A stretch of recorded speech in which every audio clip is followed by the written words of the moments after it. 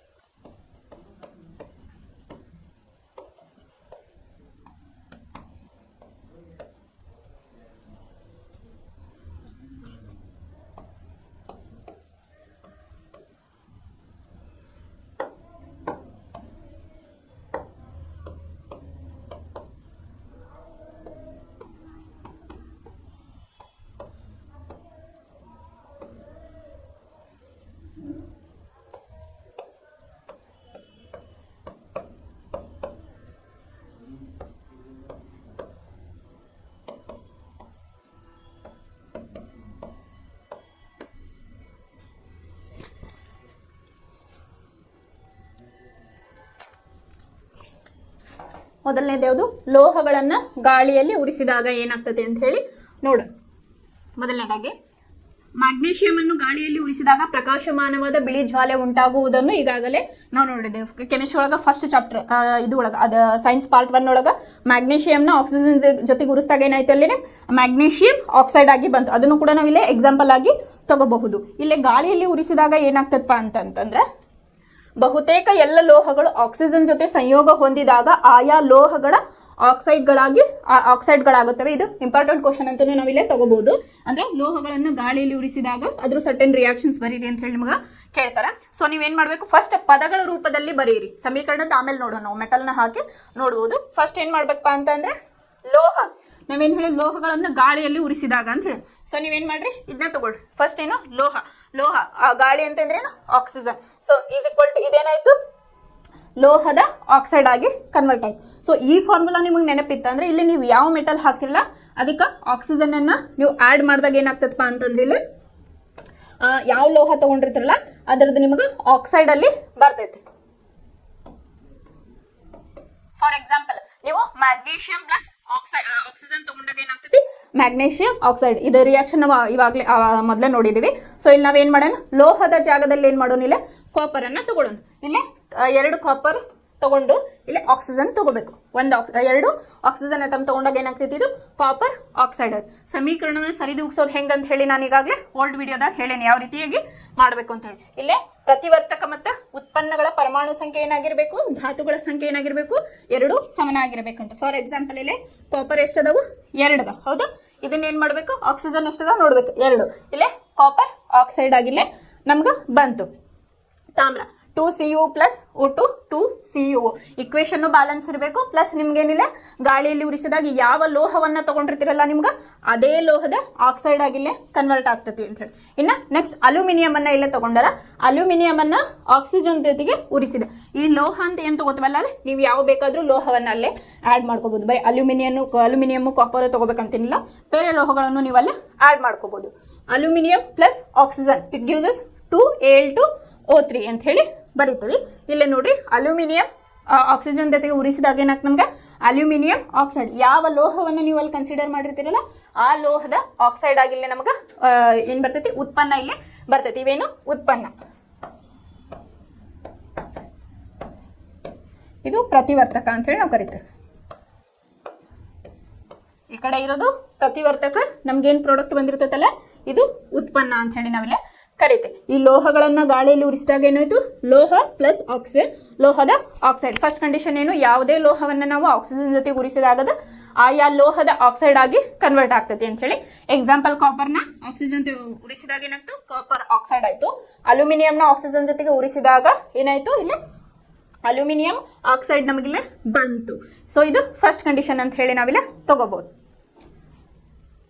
Next aluminium oxide ಸತುವಿನ ಆಕ್ಸೈಡ್ಗಳಂತ ಕೆಲವು ಲೋಹದ ಆಕ್ಸೈಡ್ಗಳು ಆಮ್ಲೀಯ ಹಾಗೂ ಪ್ರತ್ಯಾಮ್ಲೀಯ ಗುಣಗಳೆರಡನ್ನು ಪ್ರದರ್ಶಿಸುತ್ತದೆ. ಅಂದ್ರೆ ಇಲ್ಲಿ ಏನ್ ಹೇಳ್ಯಾರ, ಅಲ್ಯೂಮಿನಿಯಂನ ಆಕ್ಸೈಡ್ ಮತ್ತು ಸತುವಿನ ಆಕ್ಸೈಡ್ ಅವು ಏನು ಕೆಲವು ಲೋಹಗಳು ಏನಾಗ್ತಾವಪ್ಪ ಅಂತಂದ್ರೆ ಆಮ್ಲೀಯ ಮತ್ತು ಪ್ರತ್ಯಾಮ್ಲೀಯ ಅಂದ್ರೆ ಆಸಿಡ್ ಅಂಡ್ ಬೇಸಸ್ ಗುಣಗಳೆರಡನ್ನು ಪ್ರದರ್ಶಿಸುತ್ತವೆ. ಇಂತಹ ಲೋಹದ ಆಕ್ಸೈಡ್ಗಳು ಆಮ್ಲ ಮತ್ತು ಪ್ರತ್ಯಾಮ್ಲಗಳೆರಡರ ಜೊತೆಗೂ ಪ್ರತಿವರ್ತಿಸಿದಾಗ ಲವಣ ಮತ್ತು ನೀರನ್ನು ಉತ್ಪತ್ತಿ ಮಾಡುತ್ತವೆ.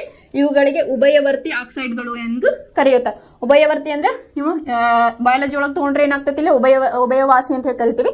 ಸೊ ಅಲ್ಲೇ ನೆಲ ಮತ್ತು ನೀರಲ್ಲಿ ವಾಸಿಸುವ ಒಂದು ಜೀವಿಗೆ ನಾವು ಉಭಯವಾಸಿಗಳು ಅಂತ ಕರಿತೀವಿ. ಸೊ ಇಲ್ಲೇನ್ ಹೇಳ ಆಂಫೋಟೆರಿಕ್ ಅಂತಂದ್ರೆ ಇವೇನದಾವ ಅಲ್ಯೂಮಿನಿಯಂ ಆಕ್ಸೈಡ್ ಮತ್ತು ಸತುವಿನ ಆಕ್ಸೈಡ್ಗಳೇನದಾವಲ್ಲ ಆಮ್ಲೀಯ ಮತ್ತು ಪ್ರತ್ಯಾಮ್ಲೀಯ ಗುಣಗಳನ್ನು ಎರಡೂ ಪ್ರದರ್ಶಿಸುತ್ತವೆ. ಇಂತಹ ಲೋಹದ ಆಕ್ಸೈಡ್ಗಳು ಆಮ್ಲ ಮತ್ತು ಪ್ರತ್ಯಾಮ್ಲ ಎರಡರ ಜೊತೆಗೆ ಪ್ರತಿವರ್ತಿಸಿದಾಗ ಇಲ್ಲೇನಾಗ್ತತಿ ಲವಣ ಮತ್ತು ನೀರು ಇಲ್ಲೇನ್ ಹೇಳ್ಯಾರ ಲವಣ ಮತ್ತು ನೀರನ್ನು ಉತ್ಪತ್ತಿ ಮಾಡುತ್ತವೆ. ಇದಕ್ಕೇನಂತಾರ ಉಭಯವರ್ತಿ ಆಕ್ಸೈಡ್ಗಳು ಎಂದು ಕರೀತಾರೆ. 2 ಮಾರ್ಕ್ಸ್ ಕ್ವಶನ್ಗೂ ಇದನ್ನ ಕೇಳ್ಬೋದು. ಏನಪ್ಪಾ ಅಂತಂದ್ರೆ ಉಭಯವರ್ತಿ ಆಕ್ಸೈಡ್ಗಳು ಎಂದರೇನು ಉದಾಹರಣೆ ಕೊಡಿ ಅಂದ್ರೆ 1 ಮಾರ್ಕ್ ಆರ್ 2 ಮಾರ್ಕ್ ಅಂತ ಹೇಳಿ ಇಲ್ಲಿ ನಿಮಗೆ ಕ್ವಶನ್ ಅನ್ನ ಕೇಳ್ಬೋದು. ಇಲ್ಲಿ ರಿಯಾಕ್ಷನ್ ಅನ್ನ ಯಾವ ರೀತಿಯಾಗಿ ಬರೀಬಹುದು ಅಂತ ಹೇಳಿ ನೋಡಿ.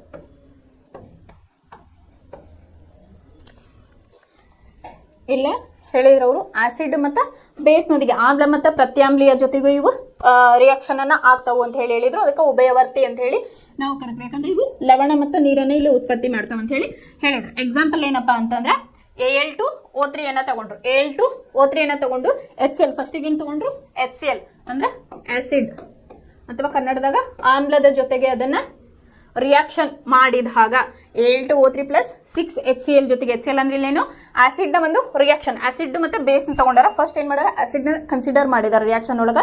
ಸೊ ಇಲ್ಲ Al2O3 ಪ್ಲಸ್ 6HCl ಏನ್ ಬಂತಿಲ್ಲ ನಮಗ ಲವಣ 2AlCl3 ಬಂತು ಪ್ಲಸ್ ವಾಟರ್ 3H2O. ಲವಣ ಮತ್ತು ನೀರು ಇಲ್ಲೇ ಉತ್ಪತ್ತಿ ಆಯ್ತು ಅಥವಾ ಉತ್ಪನ್ನಗಳು ಇಲ್ಲೇ ಬಂದ್ವು ಅಂತ ಹೇಳಿ. ಇನ್ನ ಸೆಕೆಂಡ್ ಒನ್ ಇದ ಮೆಟಲ್ ನ ಯಾವುದು Al2O3 ಅಂತ ಏನೈತಲ್ಲ ಅದಕ್ಕೆ ಏನ್ ಮಾಡಿರಪ್ಪ ಅಂತಂದ್ರ ಬೇಸ್ ಅಥವಾ ಪ್ರತ್ಯಾಮ್ಲ ಅಂತ ಕರಿತೇವೆ ಕನ್ನಡದಾಗ.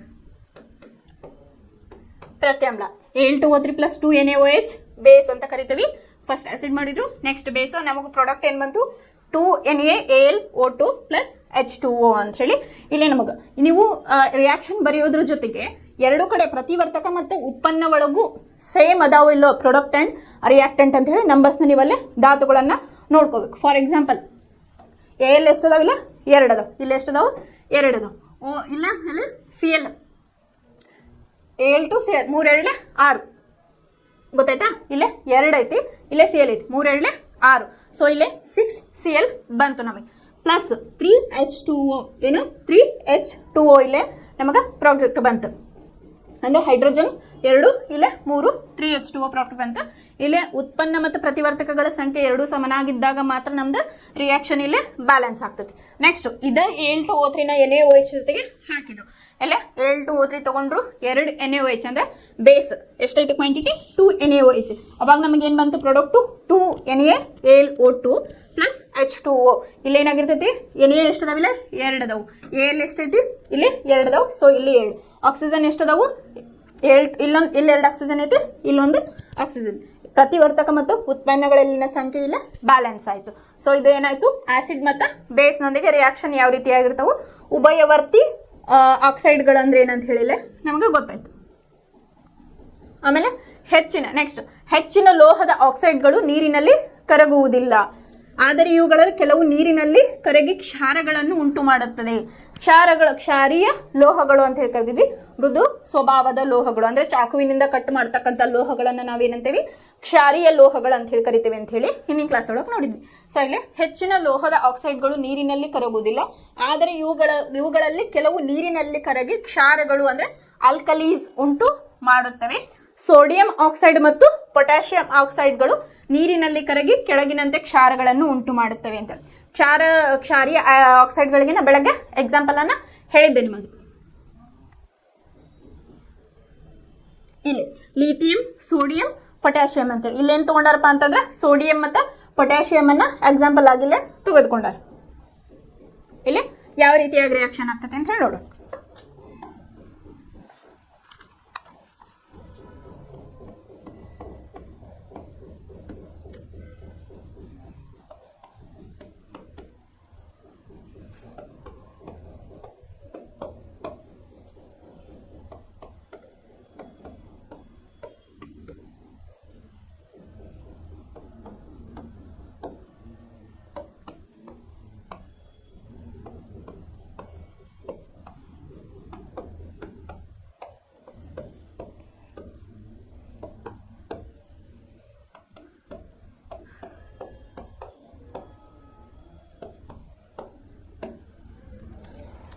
ಇಲ್ಲೇ ನಾವು ಸೋಡಿಯಂ ಮತ್ತು ಪೊಟ್ಯಾಷಿಯಂ ಕ್ಷಾರೀಯ ಲೋಹದ ಆಕ್ಸೈಡ್ ಅಂತ ಹೇಳಿ ಕರಿಬೋದು, ಅಥವಾ ಕ್ಷಾರಗಳನ್ನು ಉಂಟು ಮಾಡುವ ಒಂದು ರಾಸಾಯನಿಕ.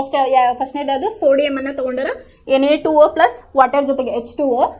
ಇಲ್ಲಿ ನೋಡ್ರಿ ನಿಮಗೆ ಹೇಳಿದ್ದೆ ಮೊದಲೇ ನಾನು ಈ ರೀತಿಯಾಗಿ ಅದರ ಭೌತ ಗುಣಗಳನ್ನ ನಾವೇನ್ ಮಾಡಿರ್ತೇವೆ ಸಾಲಿಡ್ ಲಿಕ್ವಿಡ್ ಅಕ್ವೇಸ್ ಫಾರ್ಮ್ ಒಳಗ ಬರೆಯೋದ್ರಿಂದ ಏನಪ್ಪಾ ಅಂತಂದ್ರೆ ಇದು ಫಾರ್ ಎಕ್ಸಾಂಪಲ್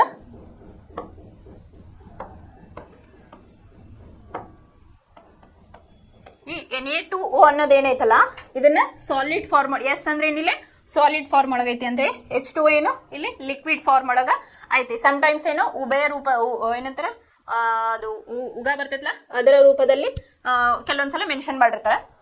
ಇದು ಲಿಕ್ವಿಡ್ ಫಾರ್ಮ್ ಒಳಗ ನಮಗೆ ಇಲ್ಲೇನು ಬಂತು ರಿಯಾಕ್ಟ್ ಆದಾಗ 2NaOH ಇದು ಯಾವ ಫಾರ್ಮ್ ಒಳಗೈತಿ ಅಕ್ವಿಯಸ್ ಫಾರ್ಮ್ ಒಳಗ ಐತಿ ಅಂತ ಹೇಳಿ. Na2O ಇದು ಸಾಲಿಡ್ ಫಾರ್ಮ್ ಒಳಗಿದ್ದು H2O ಆಡ್ ಮಾಡಿದಾಗ ಏನಾಗ್ತೈತಿ ಲಿಕ್ವಿಡ್ ಫಾರ್ಮ್ ಒಳಗ ಇದು 2NaOH ಅಂತಂದ್ರೆ ಈಗ ನೀವೇನು ಮಾಡ್ಬೇಕು Na2O ತಗೊಂಡ್ರಿ ಅದಕ್ಕೆ H2O ಅಂದ್ರೆ ವಾಟರ್ನ ಆ್ಯಡ್ ಮಾಡಿದಾಗ ಏನಾಗ್ತೈತಪ್ಪ ಅಂತಂದ್ರೆ ಸ್ಟ್ರಾಂಗ್ ಬೇಸ್ NaOH ನಮಗಿಲ್ಲ ಸಿಗ್ತೈತಿ. ಇನ್ನು ಸೆಕೆಂಡ್ ಒನ್ ಪೊಟ್ಯಾಷಿಯಂ ಆಕ್ಸೈಡ್ ಅನ್ನ ತಗೊಂಡ್ರು K2O ಅದನ್ನೇನು ಮಾಡಿದ್ರು ವಾಟರ್ ಜೊತೆಗೆ ಇದು K2O ಏನಿದು ಸಾಲಿಡ್ ಆಮೇಲೆ ವಾಟರ್ ಲಿಕ್ವಿಡ್ ಫಾರ್ಮ್ ನಮಗೆ ಏನು ಬಂತು ಇಲ್ಲಿ 2KOH ಇದು ಕೂಡ ಏನು ನಮ್ಗೆ ಪ್ರತ್ಯಾಮ್ಲೀಯ ಅಂತ ಹೇಳಿ ಕರಿತೀವಿ ಅಥವಾ ಬೇಸ್ ಅಂತ ಹೇಳಿ ನಾವಿಲ್ಲಿ ಕರಿತೀವಿ. ನಾವು ಈಗಾಗಲೇ ಕಲ್ತಿದ್ವಿ ಆಸಿಡ್ ಅಂದ್ರೆ H ಪ್ಲಸ್ ಅಯಾನ್ ಅನ್ನ ಜಾಸ್ತಿ ಪ್ರೊಡ್ಯೂಸ್ ಮಾಡ್ತೈತೆ ಹೆಚ್ಚಿನ ಸಂಖ್ಯೆಯಲ್ಲಿ. ಆಮೇಲೆ ಬೇಸ್ ಅಂದ್ರೆ ಏನು OH ಮೈನಸ್ ಅಯಾನ್ ಅನ್ನ ಇಲ್ಲೇ ಪ್ರೊಡ್ಯೂಸ್ ಮಾಡ್ತೈತೆ ಅಂತ ಹೇಳಿ. ಈ OH ಅನ್ನೋದು ಏನು ಬರ್ತೈತಲ್ಲ ಇದು ಬೇಸ್ ಅಂತ ಅಥವಾ ಪ್ರತ್ಯಾಮ್ಲೀಯ ಗುಣವನ್ನ ಸೂಚಿಸ್ತೈತಿ ಅಂತ ಹೇಳಿ ನಾವು ಹೇಳ್ತೀವಿ. ನೆಕ್ಸ್ಟ್ ಎಲ್ಲ ಲೋಹಗಳು ಒಂದೇ ರೀತಿಯಾಗಿ ಆಕ್ಸಿಜನ್ನ ಜೊತೆ ವರ್ತಿಸುವುದಿಲ್ಲ ಎಂಬುದನ್ನು ತಿಳಿದಿದ್ದೇವೆ. ಬೇರೆ ಬೇರೆ ಲೋಹಗಳು ಬೇರೆ ಬೇರೆ ರೀತಿಯಾಗಿ ಆಕ್ಸಿಜನ್ ಜೊತೆ ಪ್ರತಿವರ್ತಿಸುತ್ತವೆ. ಸೋಡಿಯಂ ಮತ್ತು ಪೊಟ್ಯಾಷಿಯಂನಂತ ಲೋಹಗಳು ಗಾಳಿಗೆ ತೆರೆದಿಟ್ಟಾಗ ಕ್ಷಿಪ್ರವಾಗಿ ವರ್ತಿಸಿ ಬೆಂಕಿ ಹೊತ್ತಿಕೊಳ್ಳುತ್ತದೆ. ಇಲ್ಲೇ ಸೋಡಿಯಂ ಪೊಟ್ಯಾಷಿಯಂ ಅದಾವಲ್ಲ, ನೀವು ಹೈಯರ್ ಸ್ಟಡಿಗೆ ಹೋದಾಗ ಗೊತ್ತಾಗ್ತೈತಿ. ಇವನ್ ಏನ್ ಮಾಡಿರ್ತಾರಪ್ಪ ಅಂತಂದ್ರೆ ಕೆರೋಸಿನ್ ಒಳಗೆ ಇಡ್ತಾರೆ. ಯಾಕಪ್ಪ ಅಂತಂದ್ರೆ ಹೊರಗಡೆ ಇಟ್ಟಾಗ ಅದೇನಾಗ್ತೈತಿ, ಕ್ಷಿಪ್ರವಾಗಿ ಅಂತಂದ್ರೆ ಭಾಳ ಸ್ಪೀಡವಾಗಿ ಅದು ಹತ್ಕೊಂಡು ಬೆಂಕಿ ಹತ್ತೋ ಚಾನ್ಸಸ್ ಇರ್ತೈತಿ. ಸೊ ಹಾಗಾಗಿ ಏನು ಮಾಡ್ತಾರೆ, ಈ ಪೊಟ್ಯಾಷಿಯಂ ಮತ್ತು ಸೋಡಿಯಂನಂತಹ ಲೋಹಗಳು ಅಂದ್ರೆ ಹೆಂಗೆ ಗೊತ್ತಾ, ಈಗ ಕಾಪರ್ ನಾವು ಗಾಳಿಗೆ ಅಥವಾ ಮಾಯಿಶ್ಚರೈಸಿಗೆ ಇಟ್ಟಾಗ ಅದೇ ಹೆಂಗೆ ಬ್ಲ್ಯಾಕ್ ಇದು ಬರ್ತಾವಲ್ಲ ಕಪ್ಪು ಕಲೆಗಳು, ಅದೇ ಈಗ ಸಿಲ್ವರ್ನ ಸೂರ್ಯನ ಬೆಳಕಿಗೆ ಇಟ್ಟಾಗ ಕಪ್ಪು ಅಥವಾ ಬ್ರೌನ್ ಕಲರ್ ಆಗಿದ್ದು ಕನ್ವರ್ಟ್ ಆಗ್ತೈತಿ, ಕಪ್ಪು ಕಲೆಗೆ ಹಿಂಗೆ ತಿರುಗ್ತಾ ಬಿಡ್ತೈತಿ. ಸೊ ಹಂಗೆ ಇದೇನೈತಲ್ಲ ಸೋಡಿಯಂ ಮತ್ತು ಪೊಟ್ಯಾಷಿಯಂನ ನಾವು ಆಕ್ಸಿಜನ್ ಜಸ್ಟ್ ನಾವು ಓಪನ್ ಮಾಡಿಟ್ರೆ ಸಾಕು, ಆಕ್ಸಿಜನ್ ಜೊತೆಗೆ ಬರುತ್ತೆ, ಏನಾಗ್ತೈತಿ ಬೆಂಕಿ ಏಳೋ ಚಾನ್ಸಸ್ ಇರ್ತೈತಿ. ಯಾಕಂದ್ರೆ ಅದಾದ ಮೆಟಲ್ಗೆ ನಾ ಬೆಳಗ್ಗೆ ಹೇಳಿದೆ. ಹಾಗಾಗಿ ನಾವು ರಾಸಾಯನಿಕ ಮತ್ತು ಭೌತ ಗುಣಗಳನ್ನ ಸಪರೇಟ್ ಆಗಿಲ್ಲ ಕಲಿಯಾಕತ್ತಾವ. ಅದಾದ ಲೋಹಗಳಿಗೆ ಅದರದೇ ಆದಂಥ ಗುಣಗಳನ್ನ ಅದು ಹೊಂದೈತಿ. ಹೇಳಿದೆ ಅದನ್ನ ಗಟ್ಟಿ ಹೊಳಿತೈತಿ, ಬಟ್ ಅದೇನು ಗಟ್ಟಿತನವನ್ನ ಹೊಂದಿರೋದ್ರಿಂದ ಅದನ್ನ ಏನ್ ಮಾಡ್ತಾರ, ಬಿಲ್ಡಿಂಗ್ ಕನ್ಸ್ಟ್ರಕ್ಷನ್ಸ್, ರೈಲ್ವೆ ಟ್ರ್ಯಾಕ್ ಆಗಿರ್ಬೋದು, ಅಥವಾ ಇತರ ಇದ್ರ ಸ್ಟ್ರಾಂಗ್ ಇದು ಏನ್ ಮಾಡ್ತಾರಲ್ಲ ಅಲ್ಲಿ ಯೂಸ್ ಮಾಡ್ತಾರೆ. ಅದ್ರ ಸಿಲ್ವರ್ ಮತ್ತೆ ಗೋಲ್ಡನ್ ಏನ್ ಮಾಡ್ತಾರ, ಆಭರಣ ತಯಾರಿಕೆಯಲ್ಲಿ ಯೂಸ್ ಮಾಡ್ತಾರೆ. ಆಮೇಲೆ ಪಾದರಸ, ಅದಕ್ಕೇನಂತೆ ದ್ರವ ರೂಪದ ಒಂದು ಲೋಹ ಅಂತ ಹೇಳಿ ಕರಿತೇವೆ. ಅದೇ ರೀತಿಯಾಗಿ ಹಲವಾರುಗಳನ್ನ ನಾವು ಬೆಳಗ್ಗೆ ಕ್ಲಾಸ್ ಒಳಗೆ ನೋಡಿದ್ವಿ, ಲೋಹ ಮತ್ತು ಅಲೋಹಗಳು. ಕೆಲವೊಂದು ಕಾಪರ್ ವೈರನ್ನ ಏನ್ ಮಾಡ್ತಾರ, ನಮ್ಮ ಎಲೆಕ್ಟ್ರಿಕ್ ಪರ್ಪಸ್ ಅದನ್ನ ಯೂಸ್ ಮಾಡ್ತಿರ್ತಾರೆ. ಸೊ ಹಂಗ ಇಲ್ಲಿ ಸೋಡಿಯಂ ಮತ್ತು ಪೊಟ್ಯಾಷಿಯಂ ಲೋಹಗಳೇನದಾವಲ್ಲ ಗಾಳಿ ಜೊತೆಗೆ ರಿಯಾಕ್ಟ್ ಆತಂದ್ರೆ ಏನ್ ಮಾಡ್ತೈತೆ, ಅದು ಬೆಂಕಿ ಹತ್ತಿಕೊಳ್ತೈತೆ. ಹಾಗಾಗಿ ಏನ್ ಮಾಡ್ತಾರಪ್ಪ ಅಂತಂದ್ರೆ ಅದನ್ನ ನೀವು ಹೈಯರ್ ಕ್ಲಾಸಸ್ PUC ಹೋಗ್ತಾರ, ನೀವು ನೋಡಿದ್ರಿ ಅದನ್ನ ಕೆರೋಸಿನ್ ಒಳಗ ಇಟ್ಟು ಅದನ್ನ ಪ್ರಿಸರ್ವ್ ಮಾಡಿರ್ತಾರೆ. ಈಗ ಆ ಮೆಟಲ್ನ ಅದ್ರಾಗ ಇಟ್ಟರೆ ಮಾತ್ರ ಅದು ರಿಯಾಕ್ಟ್ ಆಗಂಗಿಲ್ಲ. ಅಂದ್ರೆ ನಾವು ಜಾಸ್ತಿ ದಿನ ಅದನ್ನ ಪ್ರಿಸರ್ವ್ ಮಾಡಿಟ್ಟು ಸ್ಟೂಡೆಂಟ್ಸ್ಗೆ ಅದ್ರ ಬಗ್ಗೆ ನಾವು ಮಾಹಿತಿಯನ್ನ ಕೊಡ್ಬೋದು. ಅಂದ್ರೆ ಈ ರಿಯಾಕ್ಷನ್ ಎಲ್ಲ ಮಾಡಿ ತೋರಿಸ್ಬೇಕಂದ್ರೆ ಬೇರೆ ಕೆಮಿಕಲ್ ಇಡ್ತೇವಲ್ಲ ಆ ರೀತಿ ಇಡಾಕದನ್ನ ಬರೋದಿಲ್ಲ. ಅದನ್ನ ಸಪ್ರೇಟ್ ಕೆರೋಸಿನ್ ಒಳಗೆ ಇಡ್ತಾರೆ, ಬೇಕಂದಾಗ ಎಷ್ಟೆಲ್ಲ ಅದನ್ನೇ ತಕೊಂಡು ಮತ್ತೆ ಅದೇ ರೀತಿಯಾಗಿ ಪ್ರಿಸರ್ವ್ ಮಾಡಿ ಇಡ್ತಾರೆ. ಆದ್ದರಿಂದ ಅವುಗಳನ್ನು ಸಂರಕ್ಷಿಸಲು ಮತ್ತು ಆಕಸ್ಮಿಕವಾಗಿ ಬೆಂಕಿ ಹತ್ತುಕೊಳ್ಳುವುದನ್ನು ತಪ್ಪಿಸಲು ಸೀಮೆ ಎಣ್ಣೆಯಲ್ಲಿ ಸಂಗ್ರಹಿಸಿಡುತ್ತಾರೆ. ಸಾಮಾನ್ಯ ಉಷ್ಣತೆಯಲ್ಲಿ ಮ್ಯಾಗ್ನೀಷಿಯಂ, ಅಲ್ಯೂಮಿನಿಯಂ, ಸತು, ಸೀಸ ಇತ್ಯಾದಿ ಲೋಹಗಳ ಹೊರಪದರವು ತೆಳುವಾದ ಆಕ್ಸೈಡ್ ಪದರದಿಂದ ಮುಚ್ಚಿರುತ್ತದೆ. ಅಂದ್ರೆ ಇಲ್ಲಿ ಯಾವ್ಯಾವು, ಮ್ಯಾಗ್ನೀಷಿಯಂ, ಅಲ್ಯೂಮಿನಿಯಂ, ಸತು, ಸೀಸ ಇತ್ಯಾದಿ ಲೋಹಗಳ ಹೊರಪದರವು ತೆಳುವಾದ ಆಕ್ಸೈಡ್ ಪದರದಿಂದ ಅದು ಮುಚ್ಚಿರುತ್ತದೆ. ಈ ರಕ್ಷಣಾತ್ಮಕ ಆಕ್ಸೈಡ್ ಪದರವು ಲೋಹವು ಇನ್ನಷ್ಟು ಉತ್ಕರ್ಷಣ ಹೊಂದುವುದನ್ನು ತಡೆಯುತ್ತದೆ ಅಂತ ಹೇಳಿ ಅದು ಮೇಲಿನ ಕೋಟಿಂಗ್ ಹೆಲ್ಪ್ ಮಾಡ್ತದೆ ಅಂತ ಹೇಳಿದೆ. ಕಾಸಿದಾಗ ಕಬ್ಬಿಣವು ಉರಿಯುವುದಿಲ್ಲ, ಆದರೆ ಕಬ್ಬಿಣದ ರಜೆಗಳನ್ನು ಬರ್ನರ್ನ ಜ್ವಾಲೆಯ ಮೇಲೆ ಚಿಮುಕಿಸಿದಾಗ ಕ್ಷಿಪ್ರವಾಗಿ ಉರಿಯುತ್ತದೆ. ಏನಪ್ಪಾ ಅಂತಂದ್ರೆ ಕಬ್ಬಿಣ ಏನಾಗ್ತೈತಿ, ಕಾಯಿಸಿದಾಗ ಉರಿಯಂಗಿಲ್ಲ. ಅದನ್ನ ನಾವು ಕಬ್ಬಿಣದ ರಜೆಗಳು ಬರ್ನರ್ ಜ್ವಾಲೆಯ ಮೇಲೆ ಚಿಮುಕಿಸಿದಾಗ ಏನಾಗ್ತೈತಿ, ಅದು ಉರಿಯಕ್ಕೆ ಸ್ಟಾರ್ಟ್ ಆಗ್ತೈತಿ ಅಂತ ಹೇಳಿ. ಆಮೇಲೆ ತಾಮ್ರವು ಉರಿಯುವುದಿಲ್ಲ, ಆದರೆ ಬಿಸಿಯಾದ ಲೋಹದ ಮೇಲ್ಮೈಗೆ ಕಪ್ಪನೆಯ ತಾಮ್ರದ ಆಕ್ಸೈಡ್ ಪದರವಾಗಿ ಲೇಪನಗೊಳ್ಳುವುದು ಅಂತ ಹೇಳಿ. ಬೆಳ್ಳಿ ಮತ್ತು ಚಿನ್ನದು ಹೆಚ್ಚಿನ ಉಷ್ಣತೆಯಲ್ಲೂ ಆಕ್ಸಿಜನ್ ಜೊತೆ ವರ್ತಿಸುವುದಿಲ್ಲ.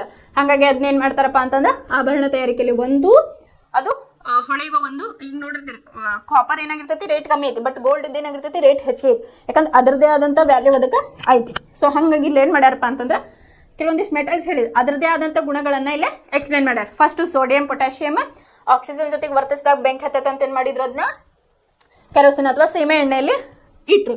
ಆಮೇಲೆ ಮ್ಯಾಗ್ನೀಷಿಯಂ, ಅಲ್ಯೂಮಿನಿಯಂ, ಸತು, ಸೀಸ ಏನಾಗುತ್ತೆ, ಹೊರ ಪದರವು ಏನೋ ತೆಳುವಾದ ಆಕ್ಸೈಡ್ ಪದರದಿಂದ ಮುಚ್ಚಿರುತ್ತದೆ. ಯಾಕೆ ಮುಚ್ಚಿರ್ತೈತಿ, ಇದು ಒಂದು ರಕ್ಷಣಾತ್ಮಕ ಒಂದು ಆಕ್ಸೈಡ್ ಪದರವು ಲೋಹವು ಉತ್ಕರ್ಷಣ ಹೊಂದುವುದನ್ನ ತಡಿತೈತಿ. ಆಮೇಲೆ ಕಬ್ಬಿಣ ಕಾಸ್ದಾಗ ಉರಿಯಂಗಿಲ್ಲ, ಅದನ್ನೇನೋ ಕಬ್ಬಿಣದ ರಜಕ ಬರ್ನರ್ ಜ್ವಾಲೆಯಲ್ಲಿ ಉರಿಸಿದಾಗ ಅದೇನೋ ಜೋರಾಗಿ ಉರಿತೈತಿ ಅಂತ ಹೇಳಿ ಹೇಳ. ಇನ್ನು ತಾಮ್ರ ಉರಿಯಂಗಿಲ್ಲ, ತಾಮ್ರವನ್ನ ಕಾಯಿಸಿದಾಗ ಅದು ಉರಿಯುವುದಿಲ್ಲ, ಆದರೆ ಬಿಸಿಯಾದ ಲೋಹದ ಮೇಲ್ಮೈಗೆ ಕಪ್ಪನೆಯ ತಾಮ್ರದ ಆಕ್ಸೈಡ್ ಪದರವಾಗಿ ಲೇಪನಗೊಳ್ಳುವುದು. ಏನಂದ್ರೆ ಬಿಸಿಯಾದ ಲೋಹದ ಮೇಲ್ಮೈ, ಯಾವ್ದಾರ ಒಂದು ಲೋಹದ ಮೇಲೆ ಬಿಸಿಯಾದ ಮೇಲೆ ಇಟ್ಟರೆ ಅದೇನಾಗ್ತದೆ, ಕಪ್ಪನೆಯ ತಾಮ್ರದ ಆಕ್ಸೈಡ್. ಈ ಸಲ ನಿಮ್ಗೆ ಗೊತ್ತಿದೆ, ತಾಮ್ರವನ್ನ ಬಿಸಿಯಾದ ಮೇಲೆ ಅದೇನಾಗ್ತದೆ, ಕಪ್ಪಾದ ಕಲರ್ ಇಂದ ಅದು ಆವರಿಸ್ತತಿ ಅಂತ ಹೇಳಿ. ಬೆಳ್ಳಿ ಮತ್ತು ಚಿನ್ನ ಹೆಚ್ಚಿನ ಉಷ್ಣತೆಯಲ್ಲೂ ಆಕ್ಸಿಜನ್ ಜೊತೆ ವರ್ತಿಸುವುದಿಲ್ಲ.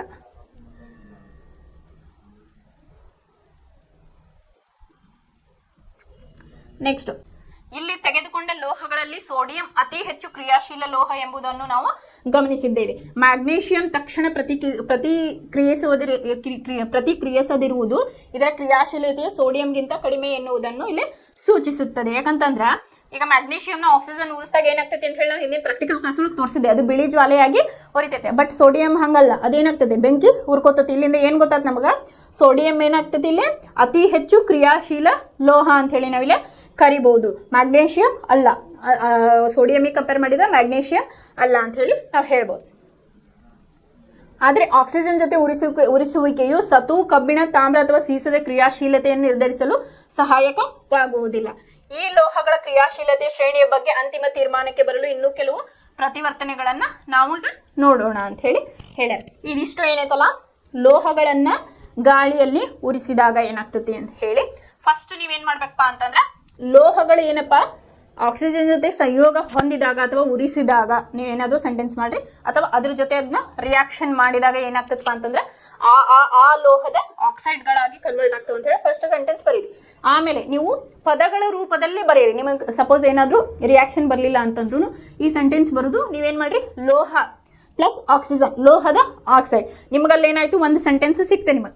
ಆಮೇಲೆ ಏನ್ ಮಾಡ್ರಿ ನಿಮಗೆ ಗೊತ್ತಿರ್ತಕ್ಕಂಥ ಲೋಹಗಳನ್ನೆಲ್ಲ ಹಾಕ್ರಿ. ಎಕ್ಸಾಂಪಲ್ ಮ್ಯಾಗ್ನೀಷಿಯಂ ಆಗಿರ್ಬೋದು, ಕಾಪರ್ ಆಗಿರ್ಬೋದು, ಅಲ್ಯೂಮಿನಿಯಂ ಆಗಿರ್ಬೋದು. ಅವಾಗ ಏನಾಗ್ತದಪ್ಪ ಅಂತಂದ್ರೆ copper plus oxygen copper oxide, aluminium plus oxygen aluminium oxide. ಈ ರೀತಿಯಾಗಿ ನೀವು ಪ್ರಾಕ್ಟೀಸ್ ಅನ್ನ ಮಾಡಿದಾಗ ನಿಮಗೆ ಇದು ರಾಸಾಯನಶಾಸ್ತ್ರ ಏನೈತಲ್ಲ ನಿಮಗೆ ಈಸಿ ಆಗ್ತಾ ಹೋಗುತ್ತೆ. ಬಟ್ ಬಾಹ್ಯಾಟ್ ಹಾಕಿದ್ರೆ ಈ ಸಬ್ಜೆಕ್ಟ್ ಬರೋದಿಲ್ಲ. ನೀವು ಇಕ್ವೇಶನ್ ನ ಬ್ಯಾಲೆನ್ಸ್ ಮಾಡಿದ್ರೆ ಇದರಂತ ಈಸಿ ಸಬ್ಜೆಕ್ಟ್ ಓದೋ ನೆಸೆಸಿಟಿ ಬರಲ್ಲ. ಹೆಂಗಪ್ಪ ಅಂತಂದ್ರೆ ಈಗ ಫಾರ್ ಎಕ್ಸಾಂಪಲ್ ನೀವು ಇದ್ರ ಜೊತೆ ಈ K2 ಅಂತ ಬರ್ದಾಗಿದ್ದ ಪೊಟ್ಯಾಷಿಯಂ ಆಕ್ಸೈಡ್ ಬರಿಬೇಕಂತಾನೆ ಏನಿಲ್ಲ. ನೀವು ಅದನ್ನಾದ್ರೂ ಬರಿಬೋದು ಅಥವಾ ಫಾರ್ಮುಲಾನಾದ್ರೂ ಇಲ್ಲಿ ಬರಿಬೋದು. ಪೊಟ್ಯಾಷಿಯಂ ಆಕ್ಸೈಡ್ ಪ್ಲಸ್ H2O ಇಲ್ಲೇ ನೋಡ್ಬೇಕು. K ಎಷ್ಟದಾವ 2, O ಎಷ್ಟದಾವ ನೋಡ್ಬೇಕು, ಆಮೇಲೆ H ಎಷ್ಟದಾವ ನೋಡ್ಕೊಳ್ಬೇಕು. ಆಮೇಲೆ ಅದು ಯಾವ ಫಾರ್ಮ್ ಒಳಗೈತಿ ಅಂತ ಹೇಳಿ ನೀವೆಲ್ಲ ಮೆನ್ಷನ್ ಮಾಡ್ಬೇಕು. ಸಾಲಿಡ್ ಇದ್ರೆ ಸಾಲಿಡ್, ಲಿಕ್ವಿಡ್ ಇದ್ರೆ ಲಿಕ್ವಿಡ್. ಈಗ ವಾಟರ್ ಅಂದ್ರೆ ನಿಮ್ಗೆ ಗೊತ್ತೈತಿ ಲಿಕ್ವಿಡ್, ಆಕ್ಸಿಜನ್ ಅಂತಂದ್ರೇನು ಗ್ಯಾಸ್. ಈ ರೀತಿಯಾಗಿ ನೀವು ಒಂದೊಂದೊಂದು ಲವಣಗಳಂದ್ರೆ ಗೊತ್ತು ನಿಮಗೆ ಸಾಲಿಡ್ ರೂಪದಾಗಿರ್ತೈತಿ ಅಂತ ಹೇಳಿ. ಈ ರೀತಿಯಾಗಿ ನೀವು ಪ್ರಾಕ್ಟೀಸ್ ಮಾಡ್ತಾ ಬಂದಾಗ ಇದು ಈಸಿ ಆಗ್ತೈತಿ. ಇನ್ನ ಯಾವ್ದು ಅಲ್ಯೂಮಿನಿಯಂ ಆಕ್ಸೈಡ್ ಮತ್ತು ಸತುವಿನ ಆಕ್ಸೈಡ್ಗಳು ಕೆಲವು ಲೋಹದ ಆಮ್ಲೀಯ ಮತ್ತು ಪ್ರತ್ಯಾಮ್ಲೀಯ ಗುಣಗಳನ್ನು ಎರಡೂ ಪ್ರದರ್ಶಿಸುತ್ತವೆ. ಇಂತಹ ಲೋಹದ ಆಕ್ಸೈಡ್ಗಳು ಆಮ್ಲ ಮತ್ತು ಪ್ರತ್ಯಾಮ್ಲಗಳು ಎರಡರ ಜೊತೆಗೂ ಪ್ರತಿವರ್ತಿಸಿದಾಗ ಲವಣ ಮತ್ತು ನೀರನ್ನ ಇದು ಉತ್ಪತ್ತಿ ಮಾಡ್ತೈತಿ. ಇವಕ್ಕೆ ನಾವೇನು ಉಭಯವರ್ತಿ ಆಕ್ಸೈಡ್ಗಳು ಅಂತ ಹೇಳಿ ತಗೋತೀವಿ. ಇಲ್ಲಿ ಅಲ್ಯೂಮಿನಿಯಂನ ಏನ್ ಮಾಡ್ಯಾರ HCl ಅಂದ್ರೆ strong acid and strong base ಜೊತೆಗೆ ರಿಯಾಕ್ಟ್ ಮಾಡಿದಾಗ ಏನಾಯ್ತು ರೀ ನೀರು ಮತ್ತು ನಮಗೆ ಲವಣ ಇಲ್ಲೇ ಸಿಕ್ತು ಅಂತ ಹೇಳಿ ಸೆಕೆಂಡ್ ಒಳಗೆ ಎಕ್ಸ್ಪ್ಲೇನ್ ಮಾಡ್ಯಾರ. ಇನ್ನು ನೆಕ್ಸ್ಟ್ ಕ್ಷಾರಗಳು ಅಥವಾ ಕ್ಷಾರದ ಆಕ್ಸೈಡ್ಗಳಾಗಿರ್ಬೋದು, ಕ್ಷಾರದ ರಾಸಾಯನಿಕಗಳು ಅಂತ ಹೇಳಿ ನೀವು ಇಲ್ಲಿ ತಗೋಬಹುದು. ಇಲ್ಲೇನ್ ಮಾಡಿದ್ರು ಫಾರ್ ಎಕ್ಸಾಂಪಲ್ ಸೋಡಿಯಂ ಮತ್ತು ಪೊಟ್ಯಾಷಿಯಂ ಅನ್ನ ಏನ್ ಮಾಡಿದ್ರಪ್ಪ ಅಂತಂದ್ರೆ ವಾಟರ್ನೊಂದಿಗೆ ಹಾಕಿದಾಗ ಏನಾಯ್ತಪ್ಪ ಅಂತಂದ್ರೆ ಇಲ್ಲಿ ನಮಗೆ ಸ್ಟ್ರಾಂಗ್ ಬೇಸ್ ನಮಗಿಲ್ಲೇ ಬಂತು ಇಲ್ಲಿ. ಆಮೇಲೆ ಸೋಡಿಯಂ ಮತ್ತು ಪೊಟ್ಯಾಷಿಯಂ ಅದು ಹೇಳಿದ್ರೆ ನಿಮ್ಗಿಲ್ಲಿ ಇಂಪಾರ್ಟೆಂಟ್ ಅಂತ ಹೇಳ್ಬೋದು. ಸೋಡಿಯಂ ಮತ್ತು ಪೊಟ್ಯಾಷಿಯಂ ಅಂತ ಲೋಹಗಳನ್ನು ಗಾಳಿಗೆ ತೆರೆದುಕೊಟ್ಟಾಗ ಬೆಂಕಿ ಹತ್ತಿಕೊಳ್ಳುತ್ತದೆ. ಯಾಕೆ ಅಂತ ಕೇಳಿದ್ರೆ ಅದು ಆಕ್ಸಿಜನ್ ಜೊತೆಗೆ ವರ್ತಿಸಿದಾಗ ಅದೇನಾಗ್ತತಿ ಬೆಂಕಿ ಕ್ಷಿಪ್ರವಾಗಿ ಅಥವಾ ಅತಿ ವೇಗದಲ್ಲೂ ಬೆಂಕಿ ಹತ್ತಕ್ಕೆ ಸ್ಟಾರ್ಟ್ ಆಗ್ತೈತಿ. ಹಾಗಾಗಿ ಇದನ್ನೇನು ಮಾಡ್ತಾರೆ ಕೆರೋಸಿನ್ ಅಥವಾ ಸೀಮೆ ಎಣ್ಣೆಯಲ್ಲಿ ಪ್ರಿಸರ್ವ್ ಮಾಡ್ತಾರೆ. ರೀಸನೇಬಲ್ ಕ್ವಶನ್ ಬರ್ಬೋದು. ಸೋಡಿಯಂ ಮತ್ತು ಪೊಟ್ಯಾಷಿಯಂ ಅಂತ ಲೋಹಗಳನ್ನು ಸೀಮೆ ಎಣ್ಣೆಯಲ್ಲಿ ಪ್ರಿಸರ್ವ್ ಮಾಡಲು ಕಾರಣವನ್ನು ತಿಳಿಸಿ ಅಂತ ಹೇಳಿನೂ ಕೇಳ್ಬೋದು ಕ್ವಶನ್. ಆಮೇಲೆ ನೆಕ್ಸ್ಟ್ ಸೆಕೆಂಡ್ ಏನ್ ಮಾಡುವಪ್ಪ ಅಂತಂದ್ರೆ ಲೋಹಗಳು ನೀರಿನ ಜೊತೆ ಪ್ರತಿವರ್ತಿಸಿದಾಗ ಏನಾಗುತ್ತದೆ ಅಂತ ಹೇಳಿ.